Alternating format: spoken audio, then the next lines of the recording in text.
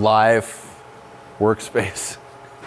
There's a mess going on. I'm gonna go through some of this, get you caught up. We'll have a Fab Diaries on this. This is gonna be a pretty gnarly one for the back. So what we'll do is I'm gonna do a mock-up install of these panels, but let's do the interior really quick.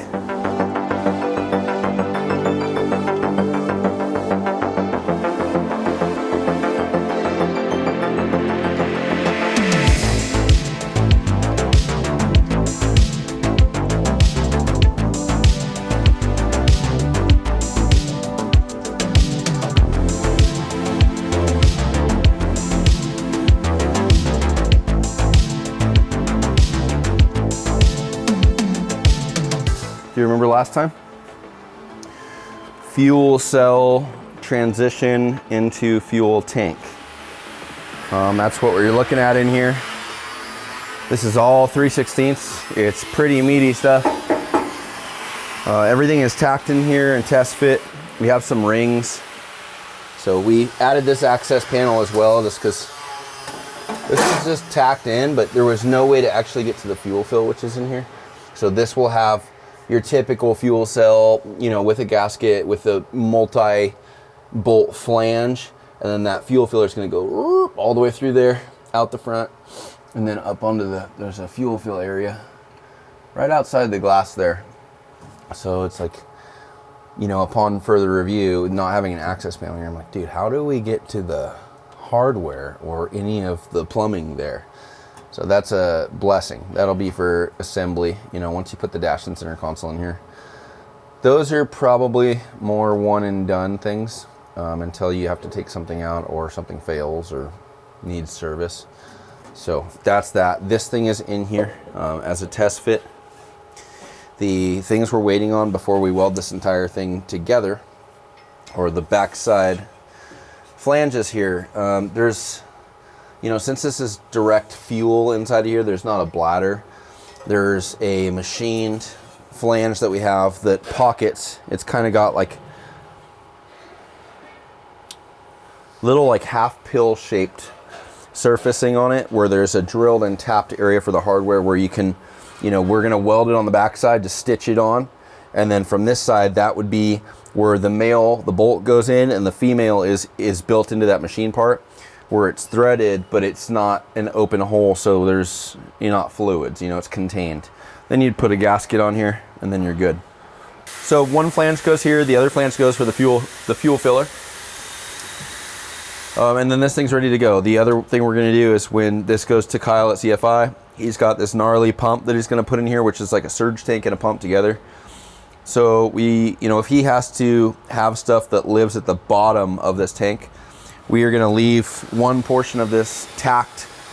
He can pop this off on the bottom. He can put whatever he needs to, like tack or stitch weld or whatever he has to do, mount some stuff in there, and then we can put it back up, just in case it needs like tabs or something in there for him.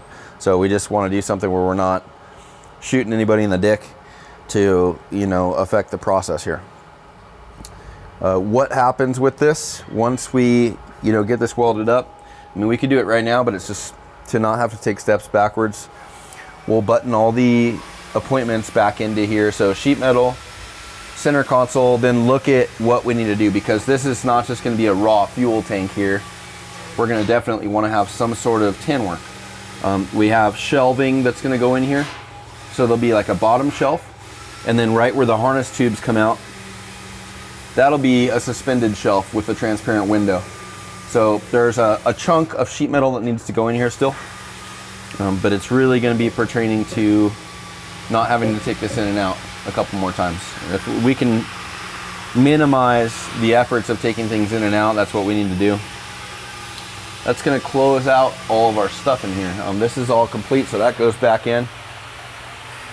Sealed floors.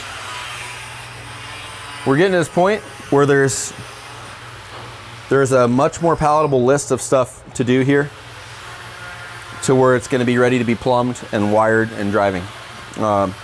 It's just now the other thing that catches you is, for example, all the quarter turn tabs, they're all tacked together. You know, all the sheet metal needs to be welded. Some of it is welded, some of it is tacked.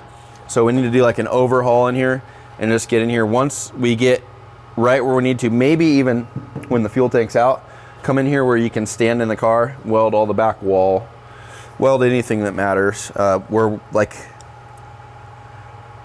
I guess the way to put it is when you're constructing a car and you're moving through it, you're wanting to chunk stuff out and you're using Clecos a lot of times, which is a temporary fastener. And there's, the details add up of how much of the little stuff needs to get done. Things that are tacked together, things that are Clecoed that need to get a nut plate or some sort of fastener, or just need to get a hole larger. Some things need to have a hole filled that was a Cleco fastener. Some of these, well, all of these rivets, when this car goes to powder, we want to drill out all the rivets for the springs, so the springs are raw and they're not all powder coated together. There's two ways to do that. There's the vehicle that has the spring plate, the spring, and the rivets all together, and they just powder coat or paint over the whole thing. And then there's the other way to do it, where you drill these out, powder coat everything, and put fresh stuff in, stainless rivets instead of aluminum or steel. And we're going to do the latter. So let's look at the back.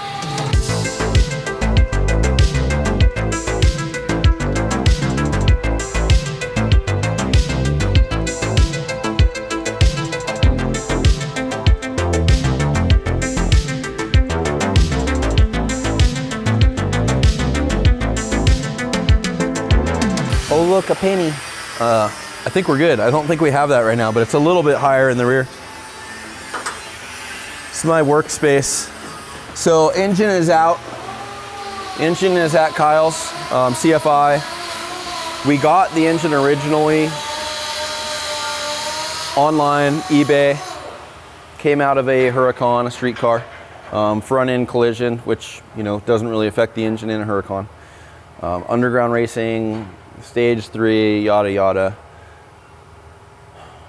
Got the engine, probably weren't expecting to build such a vehicle, or at least it would be a little more turnkey where we just like plop an engine in and wire it and it runs. But the investment is so great here where we don't want to just take an engine for the wordage or the purchase and then put it in and assume everything's good. Have a fresh gearbox, have all brand new everything, and then this thing is fully assembled, which is like a exotic car. There's layers, and then go out and shit the bed. The engine fails or something. So Kyle's going through it. I know he's putting some newer stuff in, some updated stuff. I think it has to have different rods. I want to say something with the pistons, but I know right now that's happening. The gearbox is going to get dropped off. We're going to go through the gearbox. You guys ever play Gran Turismo? Not the newer stuff, but well, when I was younger, Gran Turismo, some of the tracks you would set up your gearing where you could adjust each gear, and then you'd set up like 5th gear or 6th gear where it was this super tall thing because you wanted to get top speed. So your car would be like boom, boom, boom, boom, boom, and you'd start. I used to use the Pikes Peak Escudo, a little red rally car, like a hatchback with these crazy front and rear wings on it. What I'm getting at is we're gonna put a tall 5th in this. So we'll have 1st through 4th as a competitive usage gear. And then 5th, if we can gear it to where it's doing 170 or something like that, where it's just a big, tall highway gear or, long gear. All right, so what's going on in here? This is like your raw dog. I don't have a presentation for you guys on this. This is me working on this thing. Joey's here on a weekday. That's just where the scheduling works. So cars are active. Everybody's live on stuff. And I am in this process of tin work. When we took the car to SEMA for Baja Designs, Ryan and I are walking around and we made a collective decision to put better fit and finish, or like elevate the level of fit and finish that we're gonna do on the car, and trim work. And so same thing, like engine bay. If you were to open a hot rod engine bay, which would usually favor opening the front, Beautiful sheet metal work. Pretty, I don't know if you even see any wiring at all. Exposed plumbing, if there is, it's nice, it's hard line, and the tin work kind of favors showcasing the engine. Or it's an engine with an engine cover, but that's not our thing. So what we're doing here is I am taking all the cues from the sheet metal styling that's, in the wheel openings, front and rear, near the shock mounts, all the tin work in the front of the chassis, taking that styling and then building out this entire thing where this is enclosed everywhere. But there's three-dimensional shapes in here. There's cuts where the angles and bevels and dives into the turbos. There's exposed, wastegate piping. There's mesh everywhere, so the thing is still breathing. There's still ventilation everywhere. And really pretty much building a nest for the engine to be the focal point. Zach with, I don't know if he's with G&J still, but Zach is going to take on the plumbing. So it's going to be hard lines. Like the goal, and what Ryan's pressed too, is hard line everywhere we can put hard line, period. No ifs, ands, or buts. So everywhere through here, whatever's coming off that engine, whatever the turbos need, everything is going to be this hard line. I'm going to build out everything pretty much to, I can get into here, but I'm not going to do anything in this part here where the intake will be, and I'm not going to do anything on the back wall because the engine's not here. And we'll get this whole thing finished out. It's like the way to work this logistically is the engine's out and the gearbox is going to be out. So now I can come in here and I can work somewhat comfortably like this. The reason I have it up higher is because I've been doing stuff upside down like this and I don't have anything in the way. It's pretty easy. You just need to dip under every time.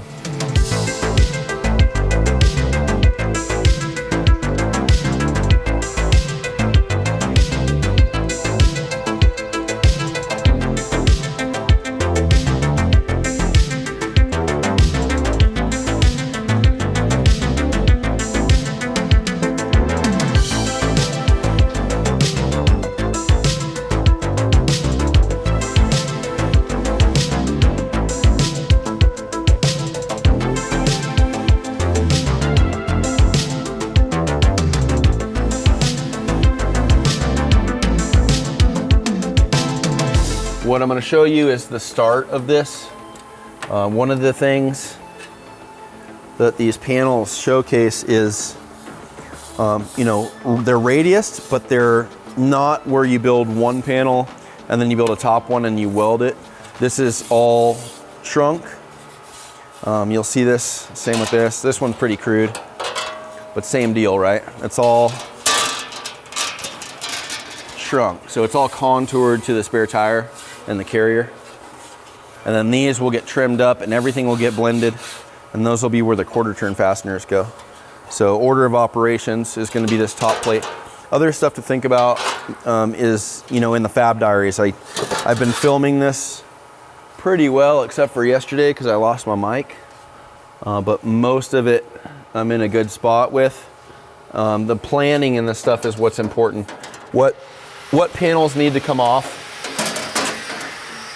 and how frequently, and what's behind the panels where, you don't want to shoot yourself in the foot. So a lot of this the spare tire area, you're not really having to service stuff.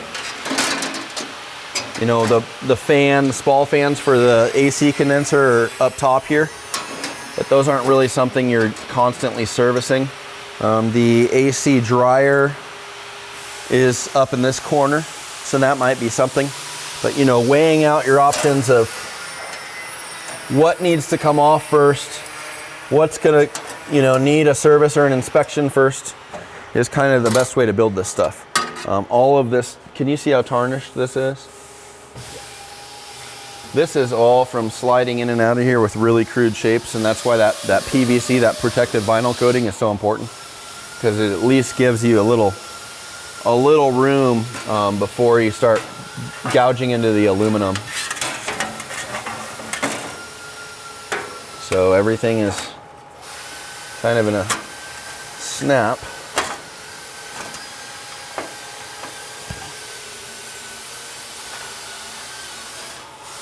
The, you know, the details is, the other thing is to not, like I said, the styling is important. So, you know, I don't know, maybe when you're here, do B-roll up the front of the car so it can tie in, and same with the openings and the doors. The styling needs to be consistent. The other thing is, I am constantly growing in my design and styling, so I have to kind of look, it's very natural. I go and I look through the car and I look over it, and I don't consciously think anything in my brain, but my brain data logs whatever design flow is in the car. It also looks at the shapes of the car, the body, and then somehow it processes that stuff into, you know, functional design parts. So right now is massaging this stuff in. It's leaving it rough. That's what I was telling Joey when, you know, if you guys saw the B-roll cutting up some of the openings here, I haven't filed anything. I've just taken the burr off of it because I'm going to come back and fine tune everything. But the efficient way, at least for me, to work through this stuff is to just chunk it out. Get some of these openings so I can understand what's going on. You know, all these openings are not just freestyle. They're also thinking about where can I fit hardware? You know, where are the tubes intercepting? Do we want to show the tubes? You know, like floating a Zeus button in here to still grab this where it needs to be grabbed. All of it, I think about.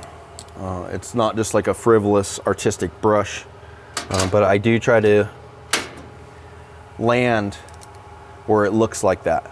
But it's a lot of thought. This stuff, it almost feels like it takes longer just to think about where the stuff goes and how it works than actually executing the stuff.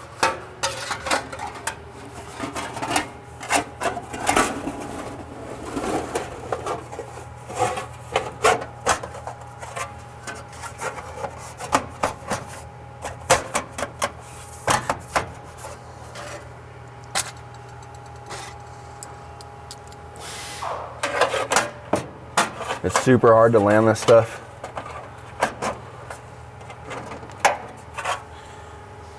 On all the stuff I need to. You know, it's also like this is a radial area, so you start to come into some serious issues with things. You can see like the detent and all that, which, you know, looks catastrophic, but I'll get all that out. I don't mind showing you guys the process here. I know the end result.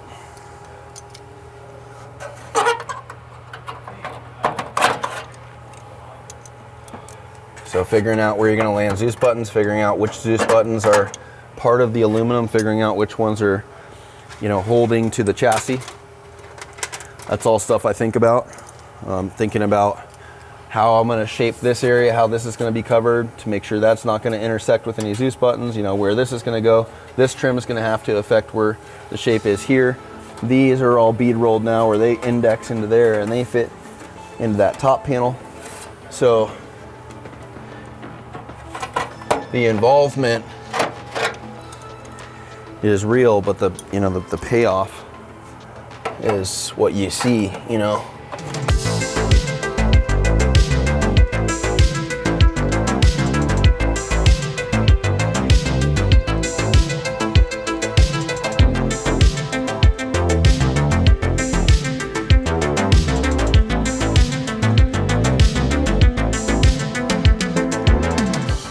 Okay, so what's going to happen, all this stuff, so areas like this is going to get boxed, so this will be covered and this will be part of the panel. But what I'm doing right now is just running all the flats and all the shapes, and then I'll come back in and I'll weld and I'll blend a piece into here. I'll trim up here. It'll follow the contours of the bead rolling that's happening here. This is all gonna be wire mesh. So, you know, this guy, wire mesh, same with why this is only going to here. There's a contact area for the tire, and then there's breathing that can happen all through here. And it's also where the back wall of the car, you know, the closer you get here, the more contact there is. So I drew it just, this hole opening just in enough to be able to get hardware in to fasten the mesh. So I said a lot of this is by design, but we'll cover this. I'm just going to keep going, so I'm not going to spend all my time here. I'm gonna just get there's this bottom piece that needs to be fastened. And then the next hit that I'm interested in is dimensionally this next panel, which will be on a bevel like the door opening. So we want to use that design language where it's not all just flat panel, but like if you think about the pivots to the front suspension where they go into the chassis, they kind of have this housing like this, you know, where they're beveled in. And there's like this nice scallop where the arm swings. So same thing on the door opening, you know, where those portals are, the transparent window areas. Those are like portals with big bevels. The arms, you think about the machined arms, they all have this blade and this bevel on there that are very organic. There's not a lot of geometric, triangle, trapezoid, you know, equal stuff on here. The goal was to have enough flow where this was just this organism, this car that was like this alien thing. So with this, I'm gonna put some sort of a bevel in here, a big design change. The other thing is I didn't want to just leave, like, this is so much space to waste. You know, we want to hug this thing and skin this from the inside, where we're just leaving enough room for the packaging, but then we're maximizing the interior space of this thing. So, you know, bevel here, and then it'll go back down, transition into, you know, a flat that'll come out here. This will still close out all of this. We'll probably have a separate panel. We don't want to see any factory stuff. So same, like where this trim is it easier to see here? That's the trim for the spare tire to fit. So this is aluminum. I'm probably gonna draw this further back and box it all in, weld it, blend it, and then find a really clean pickup area. You know, if this was all finished out nice, we could build right to here. Then where that shape changes here, it's the same on each side. So then we can have like the bevel of this piece. Wrong way. Kind of works. Wish I had a scissor in here.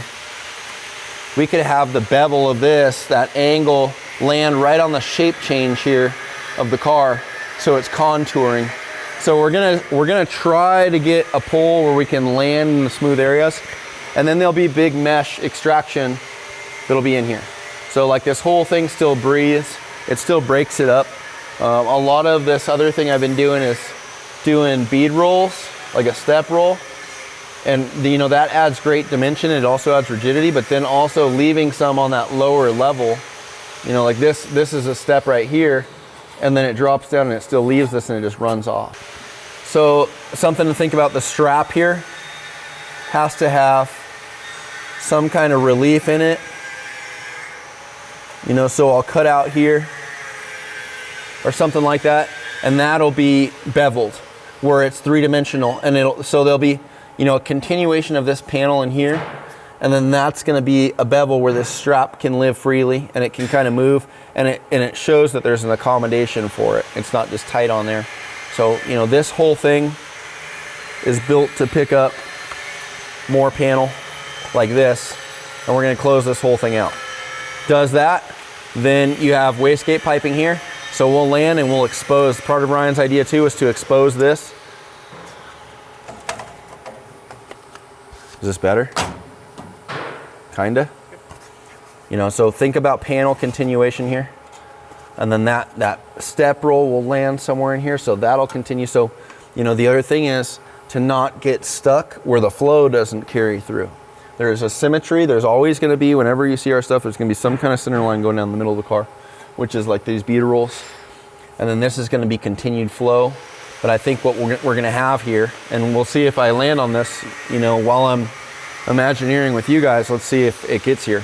But this goes, lands over here, and then there's a bevel somehow that comes in, and the bevel is like a chamfered edge that showcases whatever feature. So this vertical panel would bevel into here, and it would showcase some kind of flow of the wastegate pipe coming through there. Then this guy goes horizontal here, you know, whatever this is doing. So then this turns into a blanketed piece, but then we're cutting in and we're gonna bevel super nasty up to the turbo, have some kind of mesh, you know, like a big combo of the same thing here. This is open. The side over here for the oil tank needs to be open. There's fittings that also need to be accommodated for. So I'll end up just partially adding floor to this, and then that'll have some kind of a tension, like another bevel, right? The finish on here is going to be the panels. You know, the way it goes is the panels. Modular, meaning they're all fitting into each other. Look at that, got to add some stuff there, huh? Came up short. You got to add some stuff. The panels being modular is the first thing here. So everything will have shape, but they'll all index and fit into each other. They all have these shelves where it's not just a panel sitting on top of a panel, but it's a panel that, you know, the underside has a step down, and then it facilitates the next panel, and it's tailored to fit. So it's not just like you laid another one on top of it. The second portion is going to be the openings, and then the third is going to be the bevels. That's the 3D treatment, where it takes this from just looking like something that has panels to looking like it has a three-dimensional tailored suit back here. Service lights that are hiding in here right now, like this is your SEMA thing for Baja Designs, right? We had Ian come and he wired all this stuff, but it was just it was a temporary harness just for SEMA for Baja Designs. We were showcasing all their lights. So we're gonna take the map lights, we'll keep them strategically placed, but they're gonna need to be relocated in one way or another, just because, you know, part of what we want is actual usable light inside the engine compartment. The secondary is we want ambient light showcasing the guts. So, you know, if this is all mesh, what we'd want is we'd want a light hiding back there, like a stage light that's gonna amplify what's behind the tin work. So like the chassis and all the raw components, like the tubing and the welding and all the backbone is gonna be lit up as a secondary light through the mesh. Does that make sense? Okay. I think that's it. I'm so caught up in this. This is what I'm doing. I'm like not even answering my phone because I just want to be going on this thing. So, you know, next time, first off, you get Fab Diaries. So I've already been pretty good about filming this stuff. So you'll be able to watch that. And I think the next update with Joey and I is going to be completed rear sheet metal in here. And whatever else we get, but for sure completed rear sheet metal. I think that's it. Let's move on.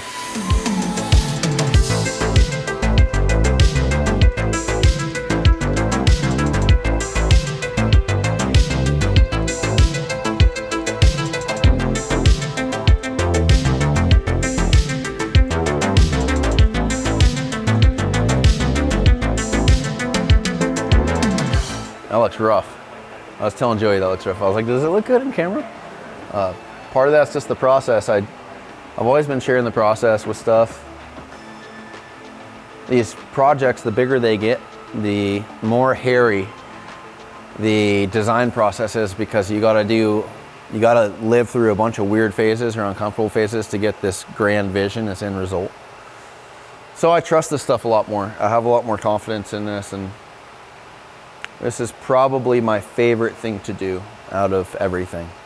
So I think we're good. I don't need to talk about too much more future stuff. I think all my focus right now is just in this and completing what I can back here.